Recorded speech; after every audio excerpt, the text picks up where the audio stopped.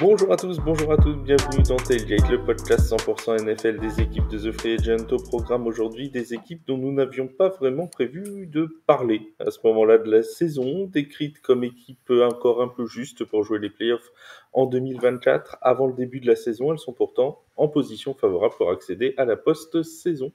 Ces équipes, personne ou presque ne les avait vues venir.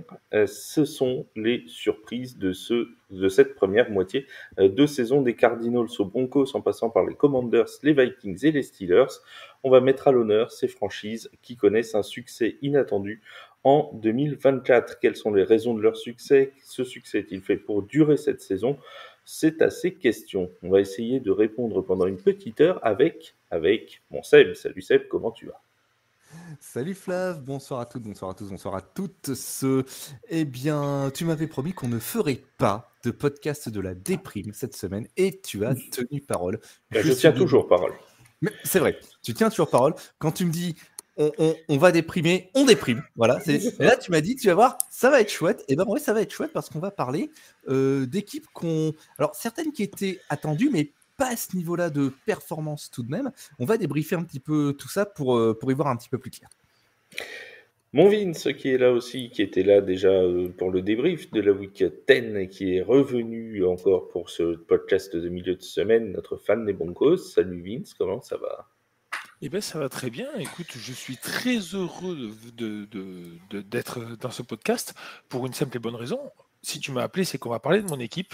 Dans les bonnes surprises, je m'attendais plutôt à faire partie d'un podcast de la déprime, mais non, on y est bien. Donc, je suis très heureux d'être avec vous. Donc, t'imagines le podcast de la déprime en plus cette année entre les Saints et les Giants, on devrait inviter des fans des Jets avec. Ça donnerait quelque chose de. Il y a des fans piquant. des Jets. Oui. Ça existe. Ça existe. On les salue d'ailleurs, les fans des Jets, bien évidemment. Et l'AFC West est décidément bien représenté dans ce podcast, puisqu'on a aussi notre fan des Chargers, c'est Flo. Salut Flo, comment ça va? Hello Flav, bonsoir, bonjour à toutes et à tous. Un peu déçu de ne pas parler des Chargers aujourd'hui, mais bon, je le prends bien, ça veut dire que c'est pas une surprise de voir là. Bah, franchement, moi j'ai hésité quand j'ai fait le conducteur de l'émission parce que les Chargers, c'est vrai que ça aurait pu, ça joue, on a mis les Steelers, mais on aurait pu mettre les Chargers parce que les Steelers, comme l'a dit Seb, on les attendait performants. Peut-être pas à ce niveau-là, surtout dans une division AFC Nord aussi relevée que celle-là. C'est peut-être ce qui surprend encore plus de les voir à ce bilan-là dans leur division actuellement. On en reparlera tout à l'heure. Mais c'est vrai que les Chargers, en termes de progression par rapport à la saison précédente, c'est le jour et la nuit. Ils ont déjà plus de victoires que toute la saison dernière. Donc, voilà.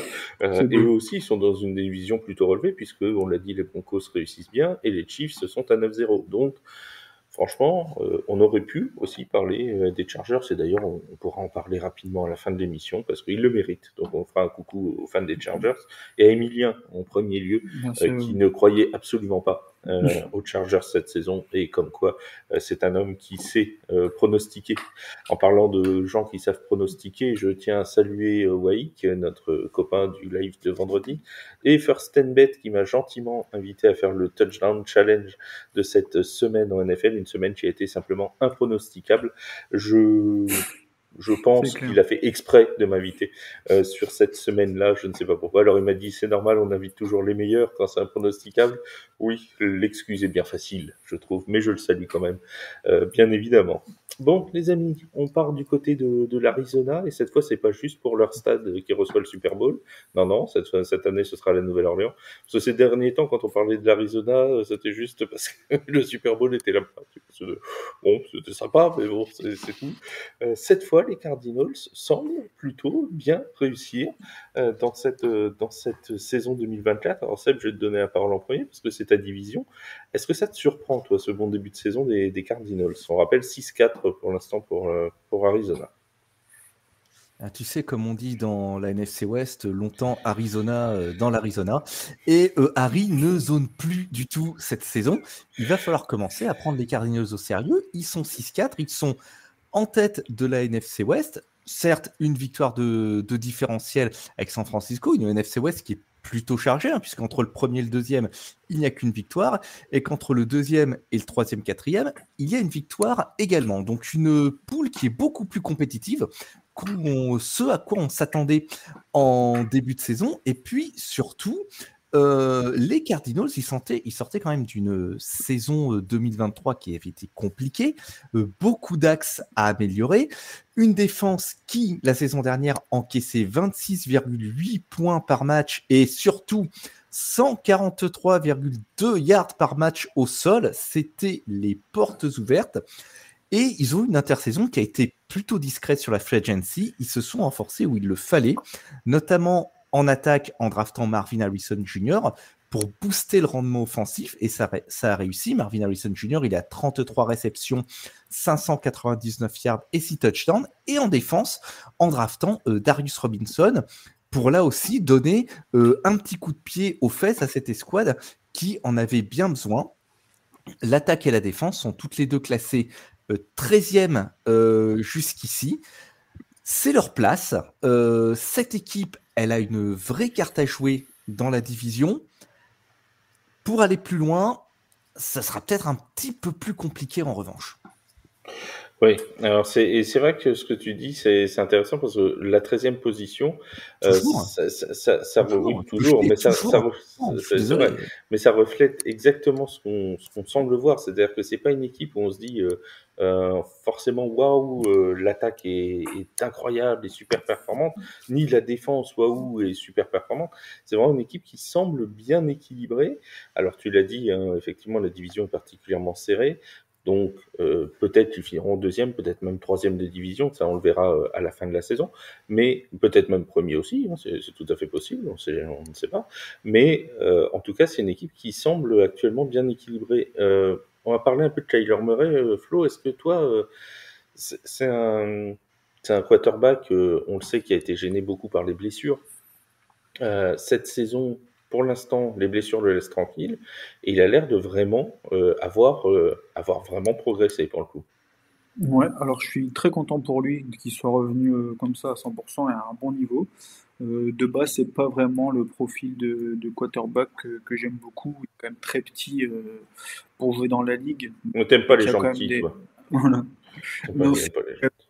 Des jambes de feu et il fait quand même un très beau duo avec Connor, le running back. Leur jeu de course qui est quand même le 4e meilleur jeu de course de la ligue. Ils ont quand même une défense assez moyenne, par contre un très gros jeu d'attaque à la course.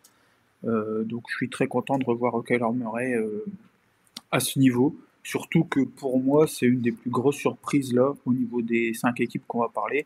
Je les voyais dans le fond de la ligue. Je pensais pas que Marvin Harrison aurait pu progresser aussi rapidement. Il y a quand même déjà 6 TD en 10 weeks. Je trouve ça très intéressant, les Cardinals.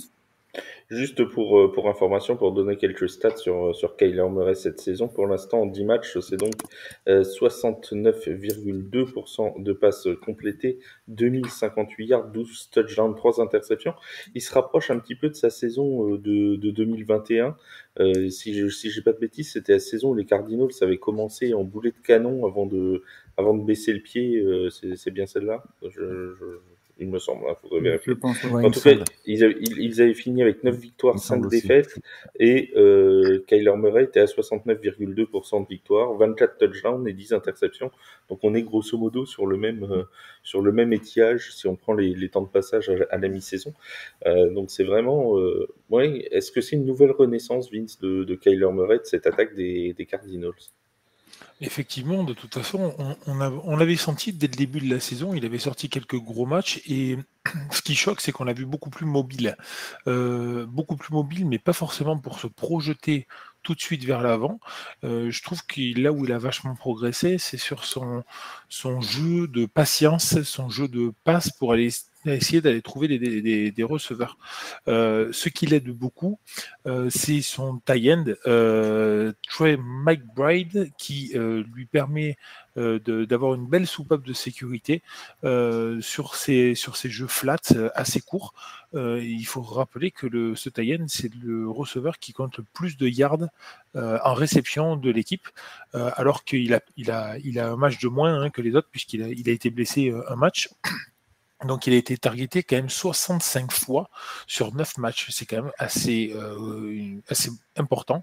Et ça prouve bien que Kyler Murray compte sur lui pour avoir une sortie de secours dans son jeu. Au-delà de ça, je trouve que effectivement, ce qui a beaucoup changé chez lui, alors c'est certainement dû aussi avec le renouveau de sa patience et avec le renouveau de ses jambes, c'est la diminution drastique de son nombre d'interceptions. Tu l'as dit tout à l'heure, il en est à 3 au bout de 10 matchs. Il faudrait ressortir les stats de l'année dernière, mais je pense que... Alors l'année dernière, c'est un petit peu bâtard. Oui, en plus, parce qu'il avait joué que 8 matchs. Mais il faudrait regarder par rapport au nombre de matchs joués. Mais je suis intimement convaincu qu'il a vraiment baissé ce chiffre. De toute façon, 3 interceptions en 10 matchs, c'est un très bon chiffre, hein, il ne faut pas se leurrer. Et donc, je trouve que voilà, moi c'est vraiment son jeu de patience, son jeu d'attente derrière sa ligne.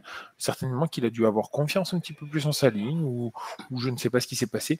Mais en tout cas, c'est ce jeu-là, moi, que je note chez lui, et qui fait vraiment step up l'attaque d'Arizona. Au niveau de la défense, Sébastien et Flo l'ont dit, c'est vrai que ce sont des équipes au final qui restent moyennes, hein, 13e on l'a dit, mais cumulées, ça donne une bonne équipe dans l'ensemble. Et le chiffre de défense, moi, qui me marque le plus, c'est Bubba Bakers, qui a franchi ce week-end les 100 plaquages dans les saisons. Donc 100 plaquages en 10 matchs, c'est quand même une bonne moyenne aussi. Alors pour répondre sur les interceptions, on va donner les chiffres depuis le début de sa carrière. En 2019, il avait joué 16 matchs, c'était 12 interceptions. En 2020, 16 matchs aussi joués, 12 interceptions. En 2021, 14 matchs, 10 interceptions. 2022, 11 matchs, 7 interceptions. 2023, 8 matchs et 5 interceptions. Et pour 2024, donc en 10 matchs, 3 interceptions. Oui, donc c'est ça. Donc il se faisait intercepter tous les matchs et demi, il se faisait intercepter. Là, il se fait intercepter tous les 4 matchs. La différence, elle est là. Hein. Voilà. Tous les 3 matchs. 3 matchs et demi. C'est ça.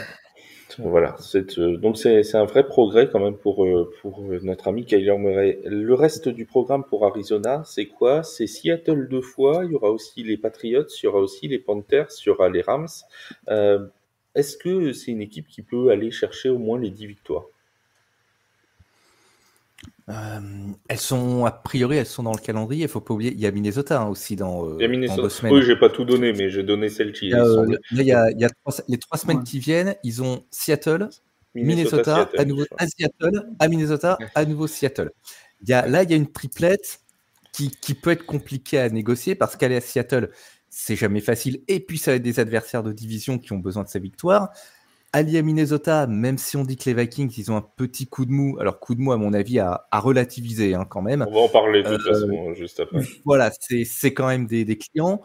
Les Patriots, ça semble à leur portée. Carolina, ça semble à leur portée. Los Angeles, les Rams, on ne sait pas trop ce qu'on a. Et c'est courant alternatif, les Rams. Hein, c'est le courant alternatif. Et dernière journée San Francisco, c'est pas impossible que la poule, elle se décide le 5 janvier à Phoenix contre les Niners. Hein. C'est d'ailleurs, Arizona, et c'est peut-être l'une des clés de cette saison chez les Cardinals, c'est cette victoire à Santa Clara contre les 49ers, ou peut-être que, alors j'en sais rien, je suis pas dans l'effectif, mais il y a peut-être eu un espèce de déclic en se disant, bah tiens, on a battu les Niners, finalement, on n'a pas de complexe à avoir, quoi. On n'est pas forcément moins bon qu'eux. Non, tout à fait, ça a pu produire un déclic. Après, il faut noter un petit quelque chose sur la performance défensive, c'est que, alors, en dehors de la défaite à Détroit, où il limite quand même les Lions à 20 points, ce qui n'est pas un mince exploit cette saison, la défaite contre Buffalo, celle contre Green Bay, celle contre Washington, ils prennent des points, hein. 34 contre Buffalo et contre Green Bay, 42 contre les Commanders, ça avait fait très très mal ce jour-là. Et à part la défaite contre Washington, aucune de ces défaites n'est très très large. Si celle contre Green Bay aussi, où ils prennent quand même 21 points. Mais voilà, quand ils perdent, ils encaissent vraiment beaucoup de points. Il y a peut-être des questions à se poser sur le sens de la défense. Le tout premier match, c'était contre Buffalo. J'ai plus le calendrier sous les yeux, mais dans mes souvenirs, c'était un espèce de hurrah football où ils avaient même mené pendant un long moment du côté de Buffalo dans la première journée avant de perdre. Et c'était un peu tout et n'importe quoi. On s'était dit, bon, c'était pas encore réglé cette affaire. Mais le rodage. Mais en tout cas, cette équipe d'Arizona qui surprend quand même, parce que franchement, on n'était pas nombreux en début de saison à dire tiens, à la 10e semaine, on parlera d'eux en tant qu'équipe positive. Je pense qu'il n'y en avait pas beaucoup. Et tu le disais, les prochaines semaines, Seb, vont être décisives, et c'est quelque chose qu'on va retrouver dans beaucoup d'équipes, en fait, dans ce podcast, où là, on va parler des Commanders, par exemple. Les Commanders, c'est pareil, ils vont avoir un match contre Philadelphie cette semaine. Donc voilà, on n'a pas fait le podcast n'importe quand non plus. Croyez pas qu'on fait ça. Voilà, c'est pas tiré d'une pièce. Hein. Pour revenir sur les Cardinals, c'est vrai qu'ils ont 4 victoires là, qui leur fait quand même beaucoup de bien et qui leur fait un bon bilan maintenant. Mais c'est vrai que, comme tu l'as dit, le déplacement chez les Seahawks, c'est quand même pas rien d'aller là-bas. Je veux dire, s'ils avaient commencé par la réception des Seahawks, ça aurait pu mettre un coup. Mais là, ils vont là-bas et 2 semaines après, ils les reçoivent. Là, la doublette, elle peut faire vraiment très, très, très mal. Hein. On passe aux Commanders. Ces Commanders de Washington qui sont sur un bilan de 7 victoires et 3 défaites. Alors, je le dis doucement parce que je suis plus sûr de mes chiffres, je suis perdu dans mes classements, mais il me semble que c'est ça. 7 victoires et 3 défaites. Est-ce que pour toi, Flo, c'est la vraie surprise? À peu près. Est-ce que c'est la vraie surprise de cette saison 2024? Est-ce que c'est plus les Cardinals ou les Commanders pour toi, la surprise? Si tu veux en choisir une. Moi personnellement, je mettrais quand même les Commanders, parce que les Cardinals, on va pas revenir sur eux, mais bon, ils ont pas eu non plus pour l'instant un calendrier très compliqué, et en plus leurs victoires, c'est des victoires un peu à l'arraché. Je trouve que les Commanders, c'est plus avec la manière dont gagnent les matchs, surtout qu'en plus ils sont la deuxième meilleure attaque de la ligue, la troisième meilleure attaque à la course, avec un trio, le rookie Daniels qui est vraiment impressionnant, 464 yards à la course pour 4 TD, Robinson, le running back numéro 1, qui a 461 yards pour 6 TD, et notre ami Eckler, qui était avant à la maison, qui a 326 yards pour 4 TD également. Donc il y a une très grosse production au niveau du jeu de course, mais en plus de ça, on a un McLaurin qui a enfin un bon QB pour le servir, qui est également à 6 TD pour 711 yards. Donc ce que je trouve vraiment impressionnant, c'est l'attaque des Commanders. Je ne m'attendais vraiment pas à ça. Est-ce que Vince, on a avec les Commanders, et notamment avec ce choix de Jayden Daniels en deuxième position, l'exemple même d'une reconstruction réussie? On sait que c'est une franchise qui a eu des gros problèmes dans la gestion, notamment de la franchise pendant un petit peu de temps. Et je vais vous demander, et Seb et Vince, de les appeler bien les Commanders et non pas les Redskins, hein, parce que je vous vois venir déjà les deux vieux du podcast qui vont nous sortir les Redskins. Ces Commanders, est-ce qu'on est vraiment sur une reconstruction réussie avec ce très bon choix finalement à la draft d'aller chercher Jayden Daniels? Est-ce que justement la reconstruction n'est pas réussie à partir du moment où ils ont changé de nom? C'est à se poser la question. Sans Football Team, c'était pourri. Donc c'est vrai, le Football Team, c'était pas terrible. Non, j'ai lu tout à l'heure sur un réseau social un commentaire d'un fan ricain des Commanders et qui disait vous pouvez les appeler Commanders autant que vous voudrez, pour moi ils seront toujours The Football Team. Pour répondre à ta question, effectivement, c'est une très bonne reconstruction, un très bon début de reconstruction, je dirais plutôt. On en a très longuement parlé au cours des débriefs des lundis soirs. Pourquoi? Parce que c'est vrai que c'est une équipe qui a beaucoup gagné, donc on a beaucoup parlé d'elle. Jayden Daniels fait une très très bonne saison. Ce que je retiens principalement pour lui, c'est seulement 2 interceptions pour un QB rookie au bout de 10 matchs. C'est quand même vraiment très bien. Ça veut dire que là aussi, il a vraiment beaucoup de choix dans ce qu'il fait. Il prend le temps de faire et il prend le temps d'apprendre et ça, c'est très bien. Maintenant, effectivement, ce n'est que la première étape. Ils ont trouvé leur QB. Il va falloir, et on en a parlé avec l'allégorie avec les Texans aussi, c'est un QB qui va permettre de remettre la ville de Washington sur le plan football sur une carte. Et ça, c'est quand même très important. Donc, les joueurs vont vouloir jouer avec Jayden Daniels, les joueurs offensifs, et il y a certaines défenseurs qui vont se dire, oui, on peut aller gagner avec lui. Donc oui, il y a déjà un engouement autour de ce joueur et de cette équipe qui renaît. Donc ça, c'est la marque d'une reconstruction bien partie. Il va falloir consolider tout ça. On en a parlé très longuement, la ligne surtout, et qu'elle soit offensive ou défensive. Et puis lui donner un petit peu plus d'armada, surtout à la passe, parce qu'au sol, comme on en a parlé, je trouve qu'il se dérouille très bien. Le pauvre McLaurin, il est un petit peu seul pour l'instant dans le c'est ça. Puis j'aime beaucoup le dire souvent. Je parle beaucoup de soupapes de sécurité de la part des Tayens. C'est vrai que c'est un des rôles principaux. On va pas demander à un Tayen d'aller chercher des bombes. Ça, c'est très très rare. C'est nécessaire d'avoir ça dans son équipe. Un grand Tayen qui a des mains, qui peut attraper. Zachert, c'est pas mauvais. Oui, Zachert, c'est pas mauvais. Maintenant, je trouve qu'il est beaucoup plus utilisé dans le bloc que dans la passe. Ouais. Puis il a 34 ans aussi. Et c'est ça, c'est un très très bon apport. C'est un très bon choix qu'ils ont fait sur la free agency, Zach Ertz. Mais c'est un tight end de 34 ans. Mais il a quand même apporté quasiment ses 400 yards, je crois, ou pas loin. 34, il a 34 381. A-t-il 34 ou 35 ans? Parce que vous le savez peut-être, mais son anniversaire, c'était dimanche à Zach Ertz. Donc il a 35. Donc il a 35 ans, voilà. Donc bon anniversaire, Zach. Bon anniversaire, Zach Ertz. Voilà. Mais il apporte ce qu'il a apporté, c'est-à-dire que c'est un vétéran, il apporte sa pierre à l'édifice. Mais c'est vrai que c'est pas un tight end à qui tu peux filer 5 ou 7 ballons dans un match, quoi. Ce qui n'enlève rien à ses qualités, attention. Non, évidemment. Mon Seb, j'ai une question pour toi qui va être très simple, tu vas voir. Est-ce que les Commanders, ce serait pas finalement les Texans 2.0, les Texans de l'année dernière?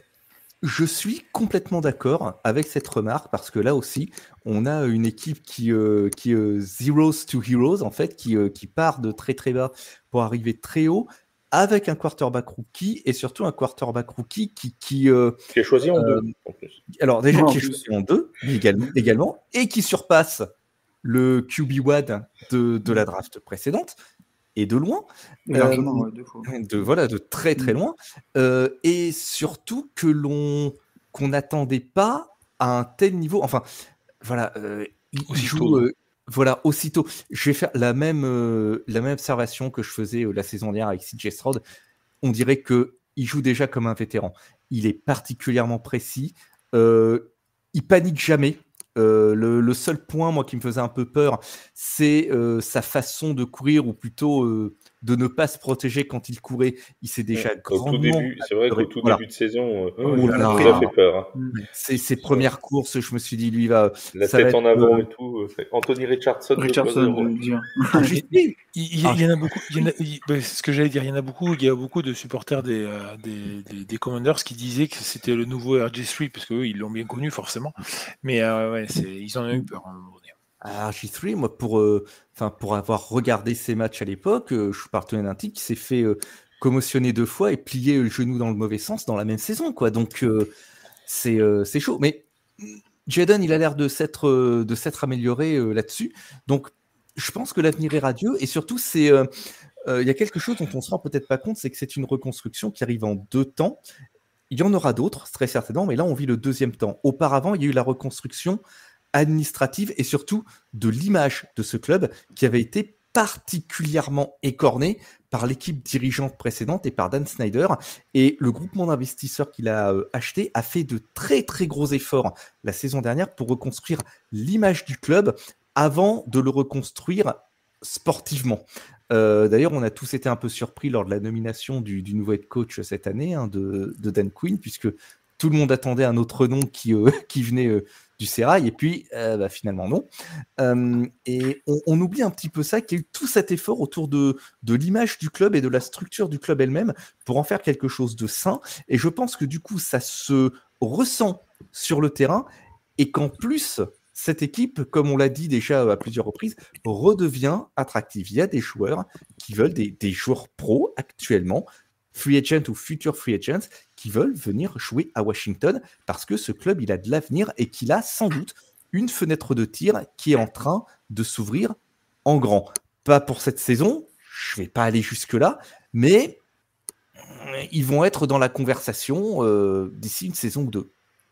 Ouais, c'est pas pour rien que tout à l'heure que je disais ils ont reconstruit déjà en changeant de nom. Hein. Je faisais allusion à cette reconstruction administrative.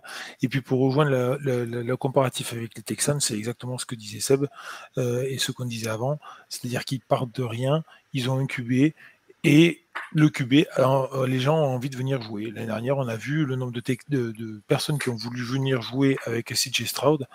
C'est quand même assez fort. Et tant mieux. CJ Stroud a su remettre les Texans sur la carte du football aux États-Unis. Jalen Daniels le fait avec Washington.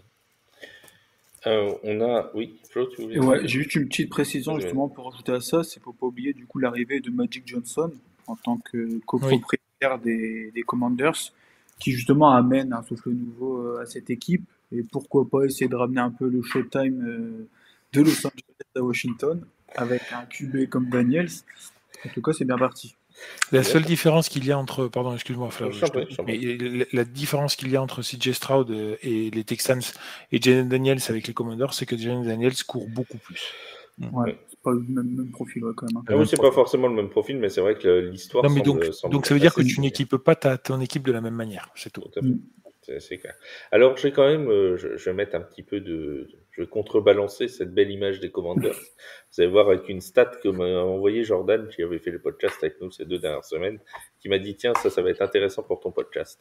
Il nous a envoyé, on le salue Jordan, il nous a envoyé une stat disant que les Commanders, depuis le début de la saison, c'est 7 victoires, 0 défaites contre les équipes à moins de 50% de victoire, et c'est 3 défaites et 0 victoire contre celles à plus de 50% de victoire. Est-ce que finalement, là, on ne serait pas sur ce qu'on avait dit avec Miami, notamment l'an dernier, c'est-à-dire fort contre les faibles, mais faible contre les forts? On n'est pas dans la même situation entre les Dolphins. J'aime bien, je suis allé le piquer. Voilà. Non, mais c'est très très juste. Mais la saison dernière, la considération pour les Dolphins n'était pas la même que celle pour les Commanders cette saison. Les Dolphins, c'était clairement leur talon d'Achille, alors qu'ils étaient censés être peut-être les élus de l'AFC. La Washington, c'est une équipe qui se reconstruit très fort et qui prend ses victoires là où ils doivent les prendre. Ça veut peut-être dire, et c'est pour ça que je dis que la fenêtre de tir, elle n'est pas encore ouverte, ça veut peut-être dire que pour l'étape suivante, la marche est peut-être encore un petit peu haute pour eux, mais s'ils sont sages, entre guillemets, ça va venir. Moi, ça ne me choque pas qu'une équipe dans cette configuration-là, c'est-à-dire de reconstruction et en plus avec un quarterback très jeune, il chute contre les cadors de la ligue, parce que les défaites dont on parle, c'est contre Tampa Bay, donc des champions de division sortants, contre les Ravens, des champions de division sortants, et contre les Steelers, qui sont quand même des modèles de constance. On va y revenir. Et de justesse contre les Steelers. Voilà. Oui, c'est passé en plus à... En effet, c'est passé à pas grand-chose. Donc, marche un petit peu haute, mais c'est des défaites contre des clients habituels de la Ligue. Oui, puis ils ont quand même battu les Bengals, qui, même si cette année ça fonctionne un peu moins bien, les Bengals, c'est quand même. Ils n'ont pas lancé leur saison encore, mais ça arrive. Ils ont. Voilà, ça. Après, on parlera pas de la victoire contre les Giants, effectivement. Mais bon, et puis ils ont l'avantage dans leur division d'avoir 2 équipes à moins de 50%. Donc de toute façon, déjà, ça va faciliter leur vie. Oui, enfin, dont une des deux sur laquelle on s'attendait pas à ce qu'il tombe aussi bas, aussi vite, quoi. Mais alors, si tu parles des Cowboys, sache que, et on a fait un article mardi soir sur ce sujet, Jerry Jones a dit que le soleil était un avantage pour eux. parce que tu sais, il s'était plaint du soleil, Sidi Lem. Il a dit que ça faisait partie de l'avantage de jouer à domicile, le soleil. Voilà. Bon, visiblement, il n'avait pas du même avis. Bon. Voilà. Et donc, le journaliste lui a dit, bah oui, mais bon, ça n'a pas eu l'air d'être trop un avantage contre les Eagles, tu vois. Et Jerry Jones a répondu cette réponse magnifique. Oui, mais c'est parce que les Eagles ont Kellen Moore comme coordinateur offensif qui a été dans notre coaching staff pendant 4 ans. Et donc, du coup, il les a entraînés à gérer le soleil. Et moi, chez les Cowboys, quand on en est à ce niveau d'excuses, je crois que là... Alors que Dallas, qui joue 365 jours au même endroit, ils n'ont pas appris à gérer le soleil. Non, mais dis-moi que ton coaching staff est une bande d'imbéciles, sans me dire que ton coaching staff est une bande d'imbéciles. Non, c'est incroyable. C'est à peu près ça. Incroyable. Parlons des équipes qui gagnent, ça sera mieux. Donc du coup, on va pas parler trop des Cowboys. On va passer aux Broncos. Tiens, les Broncos de Denver, évidemment. Bah oui. Bon là, je vais donner la parole à Vince en premier, parce que bon, voilà. Attends, je vais faire un tour, moi, je pense. On sait que tu gravites dans les sphères des fans des Broncos français, et on salue Prince d'ailleurs, qui tient Broncos France et tous les fans des Broncos en France. Est-ce que, franchement, avant le début de saison, il y avait ne serait-ce qu'un espoir d'être à 5-5 au bout de 10 journées? Écoute, après le match et la défaite à Kansas City, forcément, il y avait beaucoup de frustration dans cette locker room, on va dire, des fans des Broncos. Il se trouve que, effectivement, il y avait énormément de déception. J'ai été le premier à dire que, de toute façon, quoi qu'il arrive, il faut prendre du recul et se dire qu'en début de saison, être à 5-5 après 10 journées, je pense qu'il y avait tout le monde qui aurait signé dès demain. À part si on voulait vraiment chercher le first pick et donc qu'on voulait tanker. Toujours est-il que là, non seulement on n'y croyait vraiment pas, je suis le premier à avoir mis dans les pronos TFA, à avoir mis les Broncos dans les 5 derniers de la Ligue, dans les 4 derniers de la Ligue, je ne me souviens plus. Je n'y croyais vraiment pas cette saison, je ne croyais pas en Bonix, je pensais que ça allait être un feu de paille. Il se trouve qu'au final, c'est un petit peu mieux, même beaucoup mieux que ce qu'on pouvait imaginer, puisque quand même Bonix est leader dans beaucoup de catégories chez les rookies, donc c'est vraiment pas mal. Il y a là, alors, quand on parle de reconstruction, je pense que quand même on est à un stade un peu moindre que ce qu'a vécu les Texans l'année dernière et Washington cette année, parce que là on part vraiment de très loin. On a un très bon cornerback, un très bon receveur, avec Courtland Sutton et Patrice Surtain, mais voilà. À part ça, je trouve que c'est quand même très faible et il va falloir faire beaucoup de choses. Je pense que les gens n'ont pas spécialement encore envie vraiment de jouer avec Bonix. C'est pas un QB qui donne envie pour le moment, qui est pas très spectaculaire. Maintenant, parler des Broncos en bonne surprise en week 10 cette saison, c'est pour moi inimaginable. Je n'y croyais vraiment pas. Et en plus de ça, on aurait pu en parler. Il s'en est fallu d'un cheveu pour qu'on en parle, alors qu'ils étaient à un bilan de 6-4. Et ça aurait été quand même on en aurait parlé encore plus. On en aurait parlé encore plus dans le débrief de la Week 10 s'ils avaient battu les Chiefs, parce que là, forcément, ça aurait été la première équipe à les faire tomber. D'ailleurs, en parlant du calendrier, dans les prochaines journées, il y a Atlanta, il y a les Raiders, il y a les Colts. Notamment, on peut avoir quand même quelques petites victoires encore. Ouais, pour moi le match le plus important, et je pense que Flo va le confirmer, ça va être le match chez les Chargers. Ça va être très important. Oui. Celui qu'on a perdu à la maison contre les Chargers justement fait mal. Je pense qu'il va y avoir un gros sentiment de revanche et c'est celui-là qu'il va falloir prendre pour espérer quelque chose. Seb, à quoi c'est dû cette belle saison des Broncos? On parle souvent de leur défense à Denver qui parvient à limiter au maximum les attaques adverses. On les a vus faire des matchs offensivement aboutis, c'est aussi arrivé. Je pense notamment au match chez les Saints de la Nouvelle-Orléans, mais était-ce dû à la faiblesse des Saints? Peut-être. Enfin bref, ça c'est un autre débat. Aussi, offensivement, ils n'étaient pas mauvais ce jour-là. En tout cas, est-ce que c'est Bonix? Parce qu'il faut lui donner du crédit. Il a été sélectionné assez loin, entre guillemets, dans le premier tour de draft. Et pourtant, il montre de meilleures choses que certains. Suivez mon regard en direction du Nord. Est-ce que c'est Sean Payton, l'année de Sean Payton et le coaching staff? Est-ce que c'est la défense? Bref, à quoi c'est dû cette belle saison des Broncos? Il y a, à mon avis, une Tu vas me dire un peu coordination. Détroit. Oui, une coordination de ces éléments.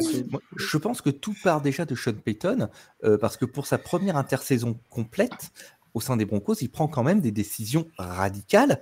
Il vire Russell Wilson, il vire Jerry Jeudy, il vire Justin Simmons. Alors, certainement pour mettre l'équipe à sa main, du moins la façonner à l'image qu'il souhaite, mais il y a aussi des questions de cap, parce que je crois me souvenir que nos amis de Denver, ils n'étaient pas très très bien dans ce secteur-là administratif. Donc en fait, Payton, il s'est retrouvé avec le challenge de commencer à reconstruire avec peu de moyens. Donc il fait venir certains joueurs comme le defensive tackle John Franklin Myers, Cody Barton, Josh Reynolds, le receveur. C'est pas de très gros noms, mais des joueurs qui auront tous un rôle à jouer à leur niveau. D'ailleurs, Franklin Myers, c'est quand même 5 sacs déjà cette saison. Il avait une belle base sur l'offensive line avec Garrett Bowles, Mike McGlinchey et Quinn Meinerz. Ils ont jusqu'ici concédé seulement 17 sacs. Et puis donc, oui, il y a Bo Nix qui est drafté au 12e choix au premier tour. 14e. Certains le voyaient plus bas. 14e, autant pour moi, en effet. Encore pire. Certains le voyaient plus bas, d'autres le voyaient sélectionné par les Raiders. Heureusement pour lui que ce n'est pas arrivé. Bon, ils ont pris Brock Bowers, qui est un bon choix. Brock Bowers est un très bon choix et qui, et qui, je pense, avec était, les moyens qu'il a derrière lui, il réussit une belle saison. Voilà, qui était moins risqué aussi pour les Raiders que de prendre un quarterback et de le lancer dans le grand bain, dans les conditions que sont leur club. Mais bon, ça aussi, c'est autre chose. On n'est pas là pour parler des Raiders. Donc, Bo Nix, qui avait une image de QB assez discrète, des avis assez mitigés avant la draft. Il y a quand même certains observateurs qui pensaient qu'il pouvait s'imposer, mais que ça ne serait pas un coup d'éclat à la Jayden Daniels ou à la CJ Stroud. Et en effet, c'est un work in progress, ce joueur, mais on le sent passer des steps petit à petit après chaque match. Donc c'est un vrai travail sur le long cours qui est en train de se mener en attaque. La défense, on en a parlé, elle est classée 4e en scoring, donc le defensive coordinateur Vance Joseph fait un très beau travail de ce côté-là. C'est pour le moment un petit peu compliqué en effet de dire que Denver est vraiment une équipe attractive pour d'autres joueurs, mais on sent qu'il y a un travail de longue haleine qui est en train d'être mis en place et on assiste à la véritable année 1 de Sean Payton.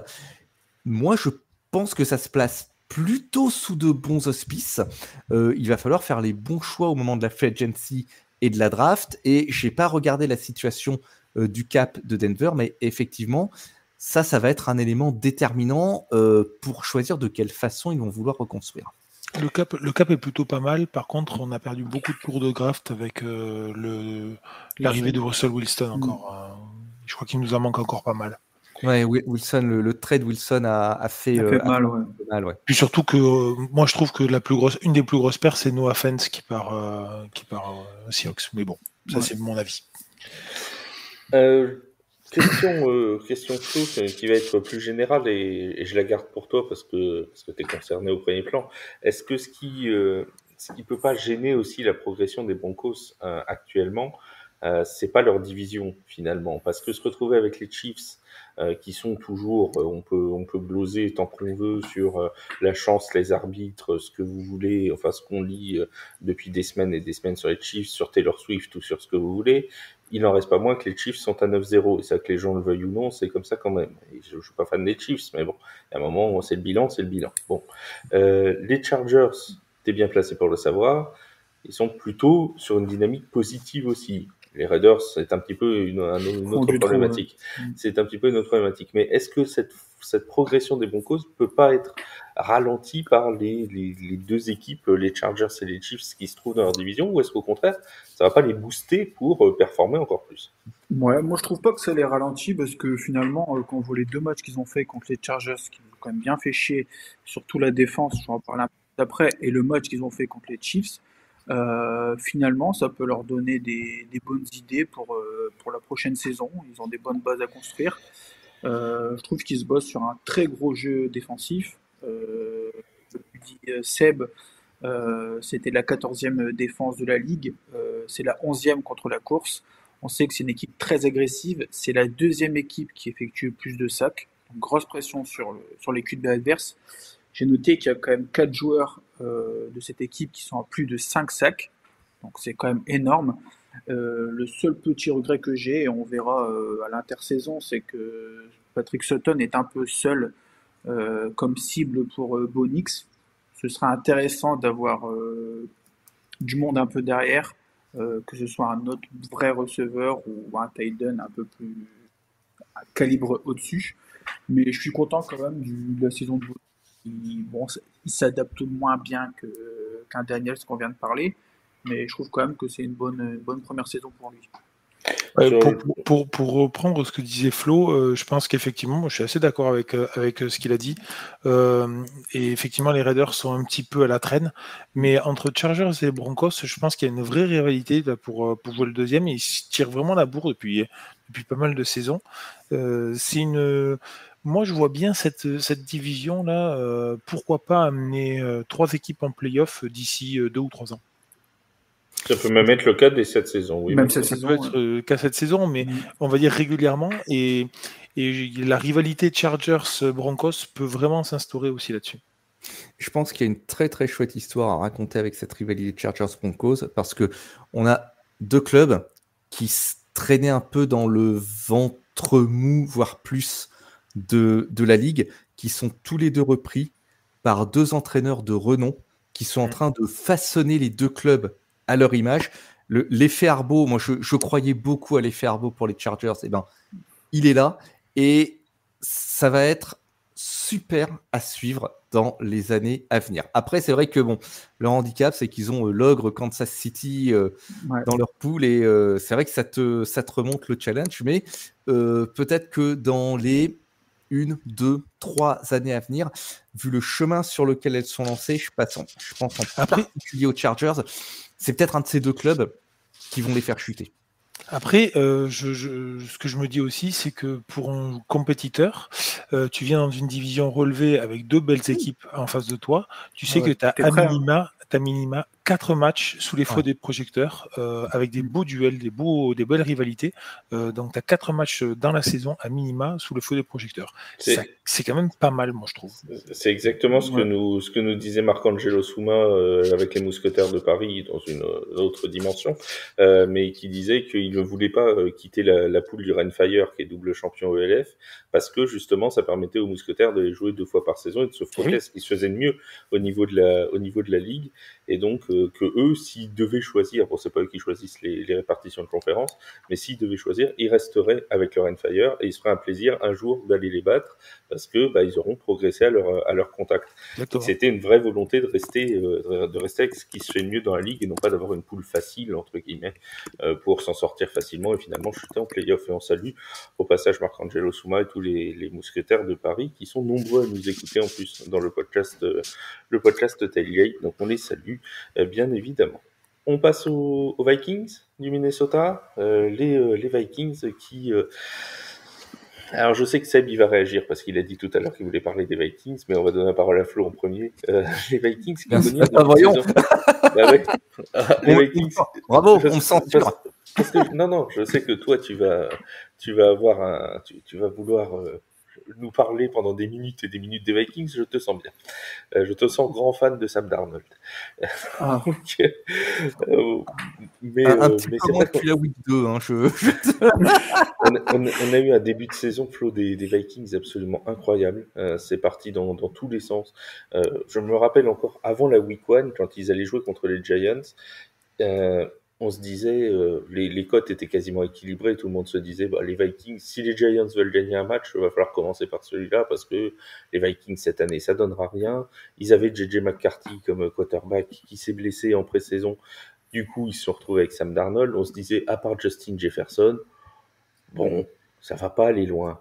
Et voilà que les Vikings nous sortent un superbe début de saison. Ça a un peu ralenti depuis quelques semaines. Est-ce que finalement c'était juste un feu de paille ce début de saison? Est-ce qu'ils peuvent quand même prétendre à beaucoup de bonnes choses dans une division NFC Nord qui malgré tout est très relevée?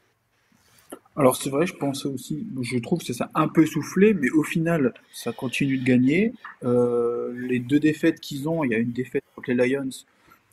qui est une défaite en plus de 2 points, il me semble, de 2-3 puis points. un vrai Donc bon match. c'était quand même un vrai match de football. Le match d'après, par contre, défaite contre les Rams, ça c'était un petit peu moins logique. Mais bon, au final, ils ont une défaite qui est pas trop logique.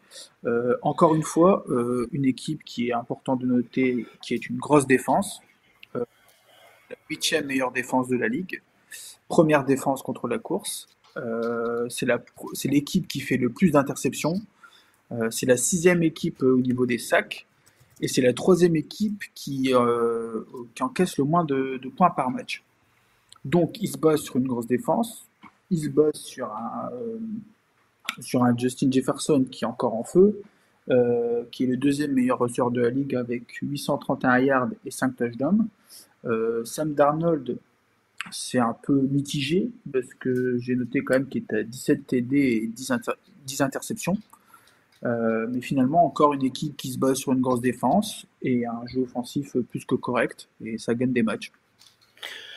Mon cher Seb, c'est à ton tour. Tu vois, je vais te laisser parler. Ces Vikings, on a l'impression vraiment que c'est. Alors maintenant, ils sont tellement installés dans le paysage, ils ont tellement été performants aussi sur cette dernière saison que les mettre parmi les surprises, ça peut paraître étonnant, mais il faut vraiment se rappeler qu'en début de saison, ils faisaient vraiment partie des équipes qu'on ne voyait pas pouvoir performer cette année. Oui, tu perds ton Captain Kirk qui part en Géorgie voir si l'herbe est plus verte et puis surtout prendre énormément d'argent. Et puis tu as dans ton roster un rookie absolument untested qui ne sait pas ce que c'est un match NFL et Sam Darnold qui, même s'il est encore jeune, se traîne quand même, a forcément une très bonne réputation sportive, j'entends, dans la NFL et qu'on voyait comme un joueur appelé à jouer les seconds, voire les 3e ou 4e couteaux tout le long de sa carrière. Et puis patatras, ton rookie tout beau et tout neuf, ton rookie QB tout beau tout neuf, il se casse pendant la pré-saison et tu te retrouves avec Darnold comme titulaire.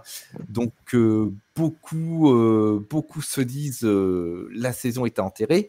Et non, il commence très très très fort avec une série de victoires de 1, 2, 3, 4 matchs, 5 matchs de suite gagnés avant de marquer le pas contre Détroit et puis ensuite contre les Rams.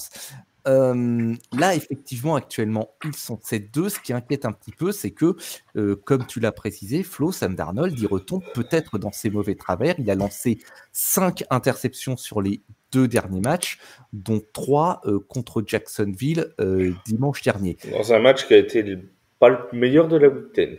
Oui, c'est clair. C'est le moins qu'on puisse dire.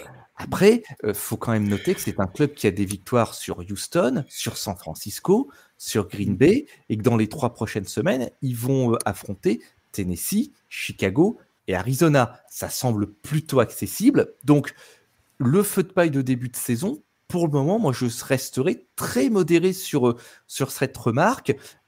S'ils font un 0-3 là, dans les 3 semaines qui viennent, je dirais qu'il faudra s'inquiéter, en effet. Mais ils ont leur destin entre leurs mains et leur calendrier est plutôt abordable dans les semaines qui viennent. Ça va être très compliqué pour dépasser Détroit, en revanche, ça je le concède. Néanmoins, ils ont leur carte à jouer pour les playoffs eux aussi. De la même façon que les Broncos et les Chargers vont se chicoter l'un et l'autre, on a l'impression que c'est un peu la même chose entre les Vikings et les Packers pour la NFC Nord, Vince. Les Vikings, c'est surtout des Packers dont ils doivent se méfier principalement, parce que Détroit, ça semble difficilement accessible. Mais on a l'impression vraiment que ces Vikings, même sans être brillants, et ça a été le cas dimanche contre Jacksonville, savent gagner les matchs qu'il faut gagner. Effectivement, ils savent mettre une belle intensité. Je trouve qu'il y a une énergie qui se dégage de cette équipe assez forte. Ce Viking là, il donne envie, il doit donner envie, et ça donne une impression de force, on va dire de ténacité vue de l'extérieur, qui est intéressante. On a parlé des Broncos et des Chargers tout à l'heure. Je pense que cette division actuellement est certainement une des divisions les plus relevées de la NFL, avec les Lions, les Vikings, les Packers et les Bears. Et effectivement, même si les Bears ont drafté en QB numéro 1 Caleb Williams, on voit qu'il marque un petit peu le pas en ce moment. La grosse rivalité des Vikings, mais ça l'a toujours été, c'est les Packers. Moi, j'ai souvenir de matchs Packers-Vikings du temps d'Aaron Rodgers, qui étaient quand même très très fortes et très intenses. Donc oui, ces matchs-là vont être très forts. Les Vikings, c'est une équipe qui effectivement est partie pied au plancher. Ils ont subi 2 revers, comme l'a dit Seb, qui les ont fait un petit peu rentrer dans le rang. On les a mis un petit peu, ils sont passés un petit peu derrière, on les a un peu oubliés. Et puis là, ils reviennent et effectivement, ils peuvent s'en sortir très bien avec le calendrier qui arrive.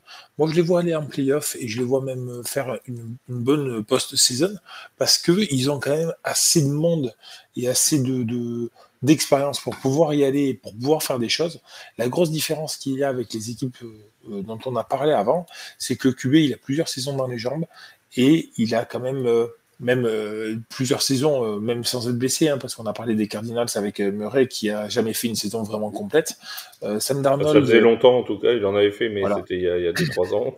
Donc ça peut quand même leur servir. La différence que j'ai, c'est que est-ce que c'est vraiment la reconstruction qu'il faut? Je ne sais pas. Pour cette saison, ça marche. Est-ce que dans l'avenir, ça marchera? J'en suis pas convaincu. Je l'espère. La division est très relevée et il va falloir vraiment mettre toutes les armes nécessaires pour y arriver. C'est pas une reconstruction qui part de zéro. Voilà, c'est ça la différence avec les autres, c'est qu'ils sont déjà partis de quelque chose. Ils n'étaient pas au fin fond de la ligue. Ils avaient déjà des armes. Alors, oui, vas-y. Il y a un point très très juste que soulève Vince et je voudrais élargir un petit peu le problème. C'est Sam Darnold, comme tu l'as dit, il a quelques années dans les pattes, il est encore jeune, hein, il a 27 ans, il a signé pour 1 an, 10 millions de dollars quand même. Admettons que cette saison soit couronnée de succès, c'est-à-dire que, on va dire, ils accrochent les playoffs, voire ils passent un tour. Qu'est-ce qui se passe ensuite? Qu'est-ce que tu fais de Sam Darnold? Tu le re-signes, mais si tu le re-signes, qu'est-ce que tu fais de ton rookie que tu as drafté premier tour, je crois, hein, chez McCarthy? Ouais, C'est premier tour. ça, un first rounder, voilà. Mm. Qu'est-ce que tu en fais? Parce que pour lui, si Darnold fait une très très bonne saison, c'est peut-être une sale nouvelle pour sa carrière. Et tu as un point gestion de personnel, ou alors est-ce que Darnold décide d'aller se vendre au plus offrant? Après tout, il sera free agent à la fin de la saison. Il y a quand même un petit point d'interrogation, petit pour le moment. Je pense que c'est vraiment pas le débat du jour chez les Vikings à ce moment-là de la saison, mais je pense qu'il y a un petit point d'interrogation en termes de gestion du roster et de la QB room qui pend au nez de nos amis des Vikings. Ouais, effectivement, on rebondit vraiment sur ce qu'on disait, mais c'est là où je disais qu'ils ne partent pas de rien, mais c'est pas la même chose. C'est-à-dire que dans le process de reconstruction, c'est pas vraiment une reconstruction complète où tu rajoutes un truc qui fait le process. Voilà. Et puis la reconstruction n'était pas censée partir de Darnold. Non, c'est ça aussi le point. Il devait aider McCarthy. Il devait aider McCarthy et c'était en fait le point d'interrogation de la reconstruction après le départ de Kirk Cousins. C'était comment, pas tant avec qui ça va se passer, c'est comment ça va se passer avec ce rookie. Il se trouve que le rookie est plus là, qu'il est remplacé par un joueur vétéran, hein, je veux dire 5 ans de NFL, tu es qualifié de vétéran. Il y a quelque chose de intéressant / inquiétant, relativement, hein, toutes choses égales par ailleurs, qui se profile pour Minnesota. Flo, justement, ouais, pour ajouter un petit truc, toute proportion gardée, moi je trouve ça intéressant justement de l'avoir à ce niveau-là. On sait qu'un QB comme Jordan Love est resté pendant plusieurs années derrière Aaron Rodgers. Il a su apprendre tranquillement, attendre son tour. Et on voit maintenant qu'il arrive à performer et qu'il a quand même un sacré salaire. Pourquoi un JJ McCarthy ne pourrait pas rester quelques années si Darnold arrive à performer et ne repart pas dans ses travers, rester numéro 2 et pourquoi pas grandir comme ça. T'es pas en train de me comparer Sam Darnold et Aaron Rodgers. Non, mais non, c'est pour ça que je dis trop pour son gars. Non, il y en a un qui gagne des matchs en 2024 et pas l'autre. Voilà, il y en a un qui gagne des matchs en 2024 et l'autre pas. Surtout le Aaron Rodgers Packers. Voilà. Grand respect pour ce monsieur. Jordan Love. Au niveau de la construction du rookie, mais c'est vrai que c'est pas forcément, on n'est pas forcément obligé de balancer JJ McCarthy tout de suite non plus. C'est vrai voilà.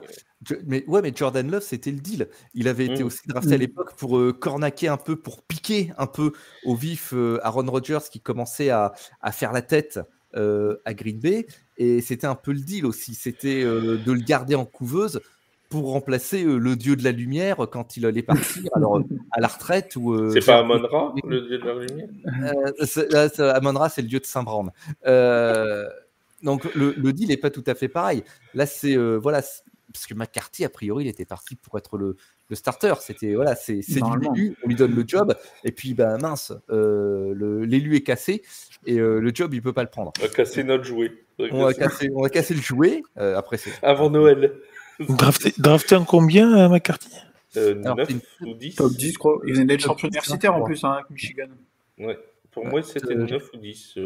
C'était top 10 et il faudrait que je retrouve ça. Voilà, Seb, il va nous retrouver ça dans quelques petites secondes. Peut-être. Attends, parce que j'ai un PC 2015.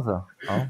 Voilà, parce qu'il faut rappeler, ça me donne l'occasion de rappeler que TF1 ne paye pas de PC aux personnes. Ils payent des casques, c'est déjà pas mal. C'est simple.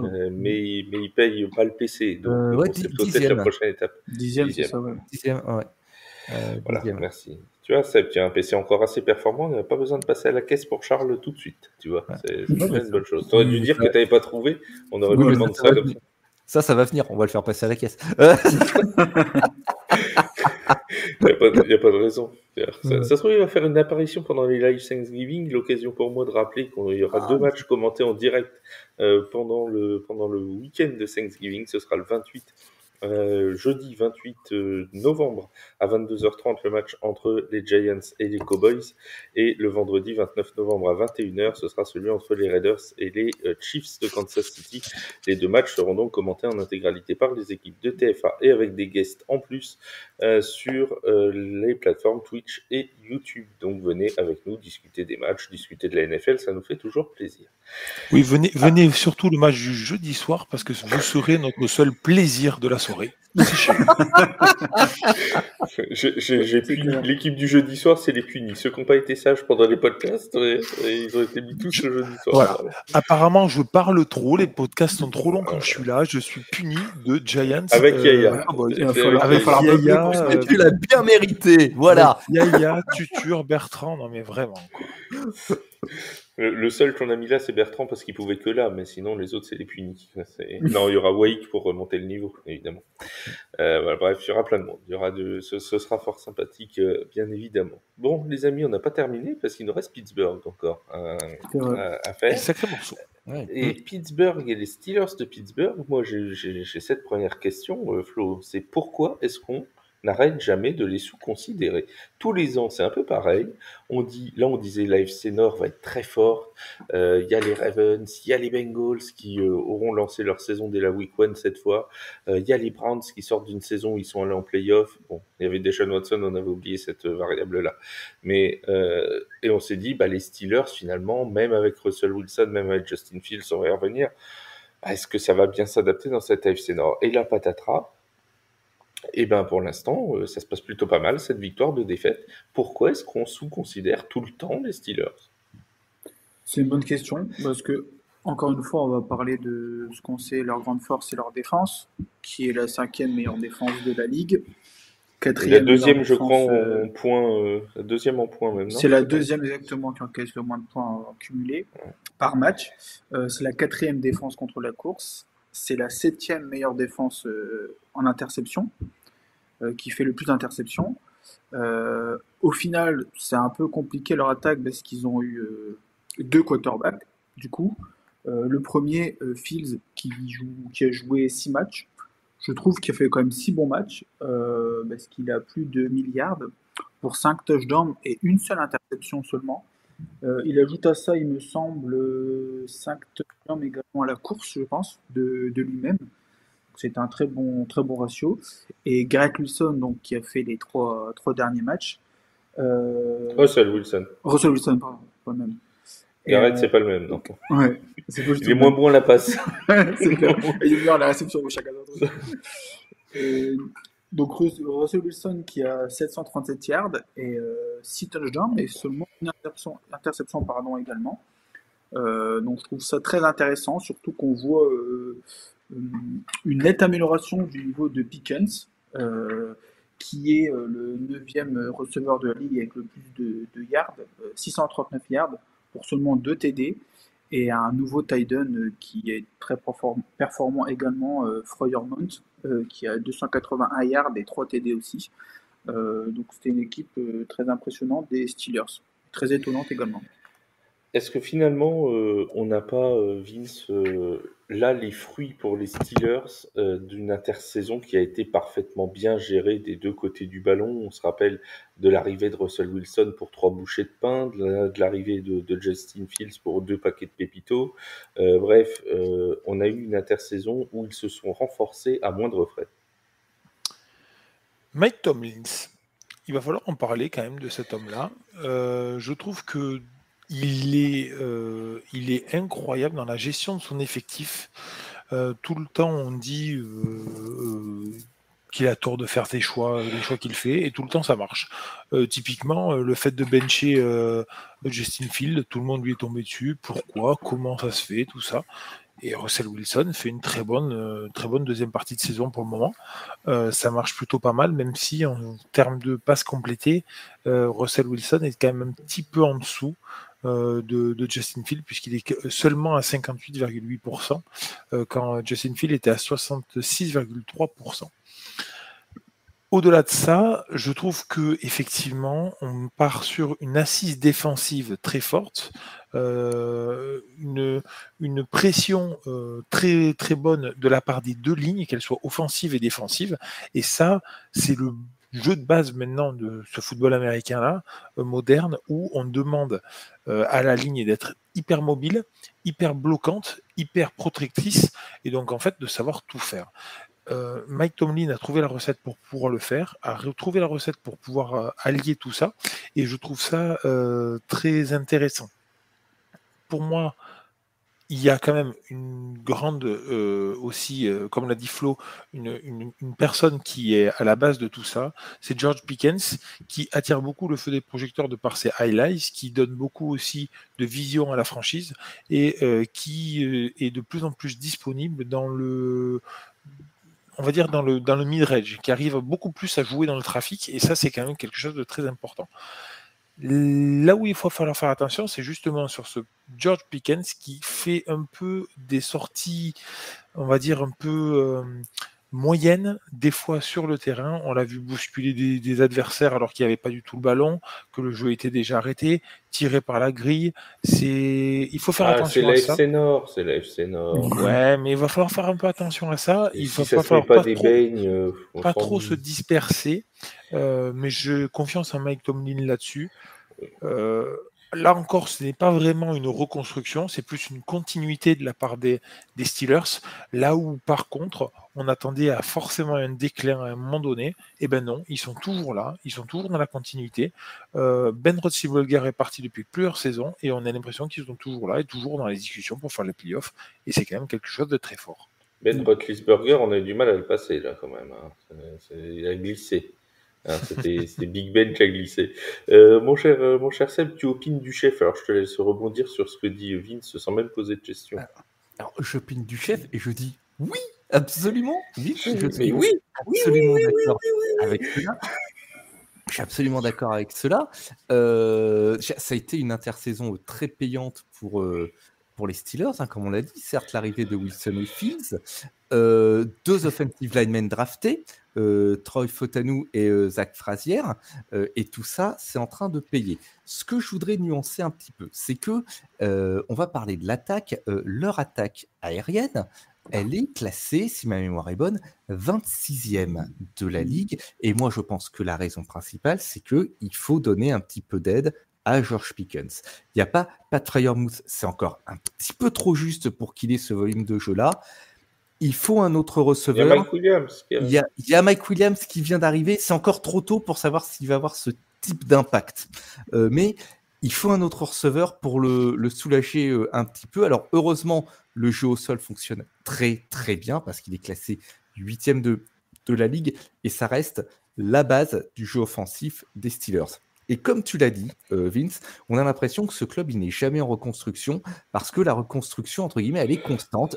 C'est-à-dire qu'il y a une vraie continuité. Et je dirais, c'est pour ça qu'on les sous-estime parce que les Steelers, on les voit, ils sont toujours autour des playoffs. Soit ils y sont, ou quand ils les ratent, c'est de pas grand-chose. Et on a tellement l'habitude de les voir à ce niveau-là que, du coup, ils sont presque une arrière-pensée. Ils sont presque trop bons pour leur propre bien, tu vois, en l'occurrence. Et Mike Tomlin est d'une telle constance que, pareil, on oublie de dire à quel point il est un bon entraîneur. Je vous rappelle quand même que son bilan depuis 2007, sa prise de poste, 2007 quand même. Voilà, sa prise de poste, c'est 180 victoires, 102 défaites et 2 matchs nuls, 0 saison négative, toujours à l'équilibre, et c'est quelqu'un qui tire toujours le meilleur de son effectif. La saison passée, par exemple, au poste de quarterback, il y avait rien, je suis désolé, hein. Ils ont surnagé avec une attaque qui était aux limites du putride, classée 26e en scoring, mais la défense était top 10. Outscoré par beaucoup de défenseurs, par beaucoup d'attaques aussi. Outgame par beaucoup d'attaques, c'était une anomalie statistique d'avoir 800 yards de différentiel à la fin de la saison, je crois, par rapport aux attaques adverses. Et pourtant, ils ont surnagé avec une défense top 10. Cette saison, tout est en train de s'aligner parce que non seulement en termes de classement, la défense, elle est montée encore en termes de scoring defense, c'est la 2e, mais cette attaque, bon an, mal an, elle se classe 12e. Il leur manque le petit quelque chose pour être reconnu comme une vraie force, parce que je pense qu'actuellement, malgré tout, et malgré leur classement, on les voit toujours comme inférieurs, entre guillemets, aux Ravens de Baltimore. Et ce petit quelque chose, est-ce qu'il ne va pas arriver dans la semaine prochaine, puisque précisément dimanche, on a un match entre les Steelers de Pittsburgh et les Ravens de Baltimore, qui promet beaucoup. C'est pendant le Red Zone à 19h, donc manquez pas ça. Parce que pas loupé. Voilà, un match de la soirée. Il y a un Steelers Ravens à 19h dimanche et à 22h25, si vous en voulez encore, il y a Bills Chiefs. Donc faites-vous plaisir, allez-y. Il y a une très très grosse red zone là, qui arrive. Il y a un très très gros red zone. Et là, même je vais élargir. Les prochains matchs des Steelers, c'est Ravens, Browns, Bengals, Browns. Donc ils jouent 3 adversaires de division, mais 4 matchs de suite contre des adversaires de division avant de jouer les Eagles. On va vraiment savoir là de quoi les Steelers sont faits. Oui, et puis en plus, cette division AFC Nord, elle est quand même réputée pour être très rude, très solide. Ouais, on en avait parlé déjà l'année dernière. Cette division, elle est âpre. Il n'y a pas un match facile. Même quand tu joues les Browns, il n'y a pas un match facile. Les Ravens, ils sont tombés contre les Browns. Et oui, c'est toujours très difficile. Et c'est vrai que c'est quand même fou de voir ça. Moi, juste pour finir là, sur ces Steelers, de manière un peu plus centrée sur Mike Tomlin, je ne sais plus si on en avait parlé en podcast ou si on en avait parlé en off, mais à un moment donné... C'est parce que tu parles trop en off, ça. Va falloir se poser la question de pourquoi Mike Tomlin n'a pas eu encore une fois dans sa carrière un titre d'entraîneur de l'année. Alors, on en a parlé dans les Awards de la semaine dernière. D'accord. Okay. Il va falloir à un moment donné se poser la question, au moins en donner un pour sa carrière, je sais pas, mais c'est quand même... il faut mettre un Oscar d'honneur. Incroyable. Comme les Césars d'honneur pour le cinéma. On va faire ça pour Mike Tomlin, un coach of the décennie. De toute façon, il sera enfin, il n'y a aucun souci à se faire, il sera Hall of Famer. Ah bah, c'est sûr. C'est certain. Enfin, si lui, il ne l'est pas, il en veut beaucoup. Je vois pas, ouais. Il y en a, tu peux faire du ménage à Canton, moi je te le dis, ça va aller vite. Est-ce que, Flo, tu veux nous dire un petit mot de tes... Parce qu'on a encore un peu de temps, un petit mot de tes Chargers Non, mais si, on peut élargir aux Chargers. Donc, pas 50 minutes non plus, mais c'est vrai que c'est une équipe qui surprend. Jim Harbaugh est arrivé en disant on va se focaliser sur la course, notamment. Notre système, ce sera le jeu de course. Ça marche très bien, avec J.K. Dobbins notamment. Gus Edwards, qui revient de blessure, lui aussi, dans ces dernières semaines. Ça semble bien marcher. Et vraiment, les Chargers, c'est ce que disait Seb, c'est la patte Jim Harbaugh qui s'est mis tout de suite sur cette équipe. Et ça fonctionne. Désolé Flo, on n'a plus de temps. On peut plus parler. Allez, c'est bien. Non, bonne soirée à tous, merci. Non, mais pour faire vite, je m'attendais pas à ce que l'effet Jim Harbaugh soit aussi rapide. Et je vais citer également le nouveau coordinateur Greg Roman qui vient des Ravens. On sait qu'il connaît très bien le jeu de course. C'est lui qui met ça en place. Et connaît bien Dobbins aussi. Dobbins et Gus Edwards. Oui, Gus Edwards. Des Ravens.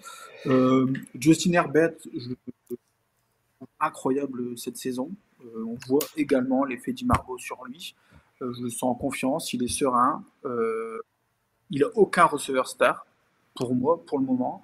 Par contre, les McConkey, Palmer, Johnston, on voit que ça fait le taf, c'est sérieux. Il court beaucoup plus, Herbert. Malgré ça, il y a eu quelques petits chutes, quelques petits bobos. On a un petit peu peur, mais il est quand même présent. Et pour moi, la plus grosse surprise chez les Chargers, c'est clairement leur défense, qui est, je pense, la 4e ou top 5 défense de la Ligue. Qui est une des meilleures défenses contre la passe, sincèrement, au vu de l'effectif. Donc, on a quand même des bons corners, safety et Gilman, etc. Je ne vais pas citer tout le monde, mais je ne pensais pas qu'ils auraient été aussi bons défensivement. Et c'est vraiment une très très bonne surprise pour moi de les voir à ce niveau-là. Et à tel but. Elle est première en scoring, ta défense, Flo, cette saison-là, à ce moment-là de la saison. Devant les Steelers. Elle est première en scoring. Rends-toi compte. Je m'attendais pas. J'essaie de retrouver pour voir où ils étaient la saison. Ils étaient 24e la saison dernière, 24e le fond du baril. Tu te rends compte du bon fait là en 10 matchs. Et c'est les Ferbeaux. Enfin, les Ferbeaux, moi, je peux en parler, quand même, parce que mon club, il a amené des tréfonds de la Ligue à la finale de conférence en une saison. Et il y a un vrai effet Jim Harbaugh. C'est quelqu'un de particulièrement compétent. Par contre, c'est quelqu'un à qui il faut laisser les coups des franches et à qui il ne faut pas piquer la vedette, en quelque sorte. Enfin, surtout les personnes du front office, parce qu'à San Francisco, c'est un petit peu comme ça que ça s'est terminé. Mais c'est quelqu'un qui est particulièrement intense, qui sait ce qu'il fait et qui a un projet toujours qui est solide et qui sait comment s'entourer. Et là, effectivement, comme tu l'avais dit, il avait dit ça va être le jeu au sol, la voix, ça va être le jeu au sol. Il n'avait pas menti. D'ailleurs, ce n'est pas pour rien qu'il a laissé partir Austin Ekeler, parce que ce n'était pas un running back dont le profil convenait à la philosophie offensive qu'il voulait donner. Lui, c'est des courses off tackle dans la ligne, on met les 2 mains sur la balle, on baisse les épaules et on va droit devant.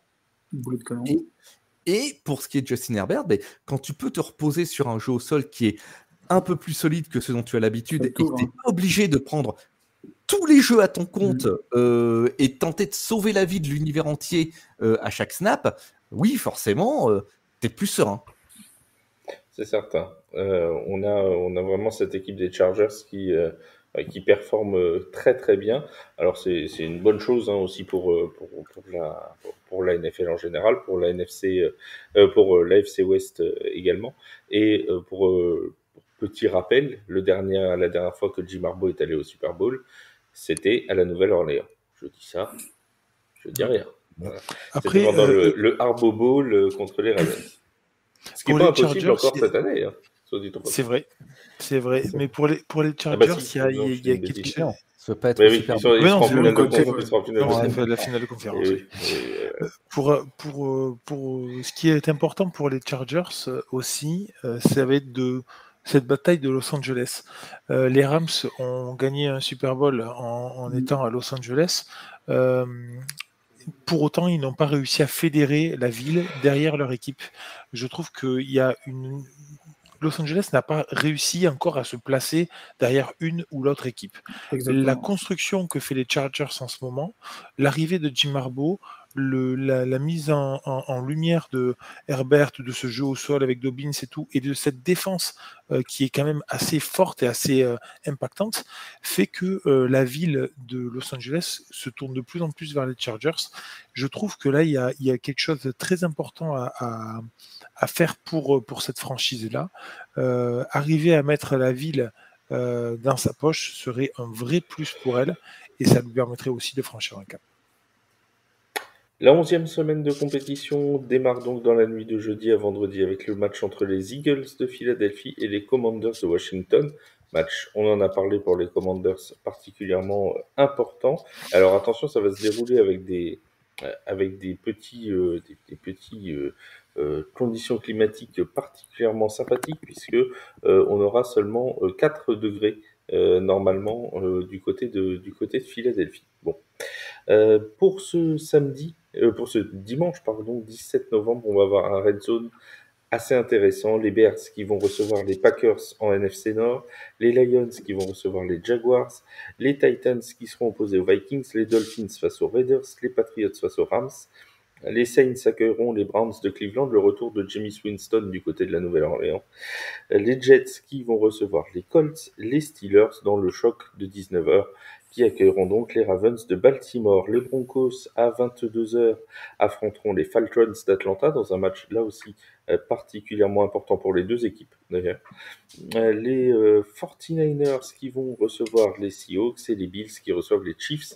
Ce sera à 22h25 dans le choc de cette deuxième partie de soirée.